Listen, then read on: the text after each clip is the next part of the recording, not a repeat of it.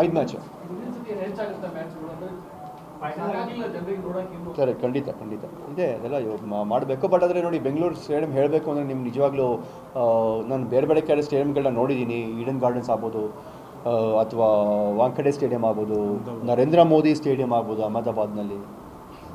ಅದರ ಅದರ ಅಕ್ಕಪಕ್ಕ ಕೂಡ ಬರೋಕ್ಕಾಗಲ್ಲ ನಮ್ಮ M Chinnaswamy stadium in terms of the spectator. It is not spectator friendly. ಇದನ್ನು ನೀವು ತಿರ್ಗಾಮುರ್ಗಾ ಮಾಡ್ತು ಹೇಳಬೇಡಿ ನೀವು ಇದರಲ್ಲಿ, ಅಥವಾ ನೀವು ಮೀಡಿಯಾನಲ್ಲಿ ಸ್ವಲ್ಪ ಕರೆಕ್ಟಾಗಿ ಏನು ಹೇಳ್ತಾ ಇದ್ದೀರಿ ಅನ್ನೋದು ಹೇಳಿ ದಯವಿಟ್ಟು ನೀವು. ಸೊ ನಾನು ಸ್ಪೆಕ್ಟೇಟರ್ ಫ್ರೆಂಡ್ಲಿ ಅಂತ ಯಾಕೆ ಇಲ್ಲ ಅಂತಂದರೆ it doesn't give you 360 degree view. ಕೆಲವ್ರ ಕಡೆ ಕೂತ್ಕೊಂಡ್ರೆ ಅರ್ಧ ಗ್ರೌಂಡೇ ಕಾಣಿಸಲ್ಲ ನಿಮಗೆ. That is what I am trying to say. ಮತ್ತು ನಿಮಗೆ 30ರಿಂದ 32 ಸಾವಿರ ಕೆಪಾಸಿಟಿ ಇದೆ. ಅದರಲ್ಲಿ ನಿಮಗೆ ಸುಮಾರು ಅದು ಏನೋ ಇದನ್ನು ಹಾಕ್ತಾರೆ, what you call that seating IPLಗೆ. ಅಲ್ಲ, ಮುಂದೆ ಪ್ಲೇಯರ್ಸ್ಗಳೆಲ್ಲ ಕೂತ್ಕೊಳ್ತಾರಲ್ವ, ಡಗ್ಔಟ್ ನಿಮಗೆ ಅರ್ಧ ಕಾಣಿಸೋದಿಲ್ಲ ಅದ್ರ ಹಿಂದೆ ಕೂತ್ಕೊಂಡವ್ರಿಗೆ. ಅಥವಾ ಅಲ್ಲಿ ಏನೋ ಒಂದು ಫ್ಯಾನ್ ಬಾಕ್ಸ್ ಅಂತ ಇರ್ತಾರೆ, ಅದರಿಂದ ಕಾಣಿಸೋದಿಲ್ಲ ಕೆಲವ್ರಿಗೆ. ಮತ್ತು ಅದರಿಂದ ಸೀಟ್ ಕಿಲ್ಸ್ ಆಗುತ್ತೆ ಸುಮಾರು. ಸೊ ಒಂದು ನಿಮಗೆ ಫೈನಲಿ ಒಂದು 27,000 ಏನೋ ಸಿಗ್ಬೋದು. ಆ 27,000ದಲ್ಲಿ ನಾವು ಸುಮಾರು ಜನಕ್ಕೆ ನಾವು we have to satisfy them with a lot of things, passes ಅದು ಇದು ಅಂದ್ಕೊಂಡು.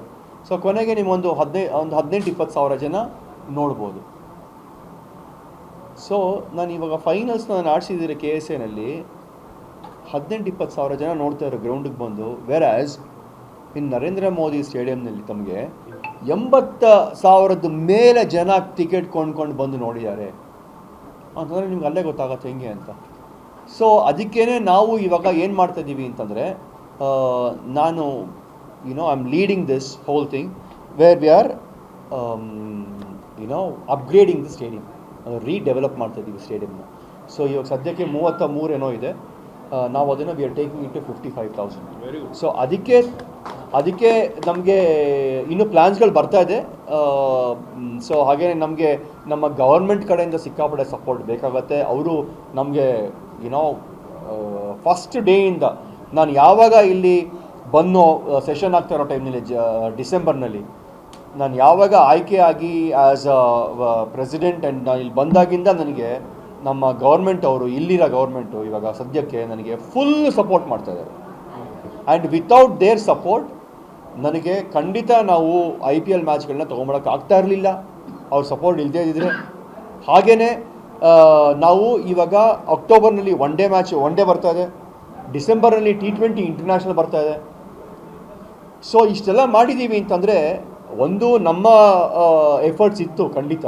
ಅದ್ರ ಜೊತೆಗೆ ನಮಗೆ ಸಿಕ್ಕಾಪಟ್ಟೆ ಅನುಕೂಲ ಮಾಡಿಕೊಟ್ರು, ಸಹಕಾರ ಮಾಡಿಕೊಟ್ರು ಸರ್ಕಾರದಿಂದ. ಅದನ್ನು ಹೇಳೋಕ್ಕೆ ಇಷ್ಟಪಡ್ತೀನಿ.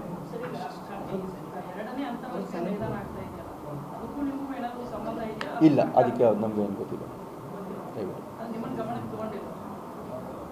ಸರ್. ನಾನು ಏನು ತೊಗೊಳ್ತಾರೆ ಬಿಡ್ತಾರೆ ಅದು ನಮಗೆ ಸೇರಿದ್ದಲ್ಲ, ಅದು ನಮ್ಮ ಕೈಲಿಲ್ಲ. ಅದಕ್ಕೂ ನಮಗೂ ಸಂಬಂಧ ಇಲ್ಲ, ಅಷ್ಟೇ ಹೇಳೋದು.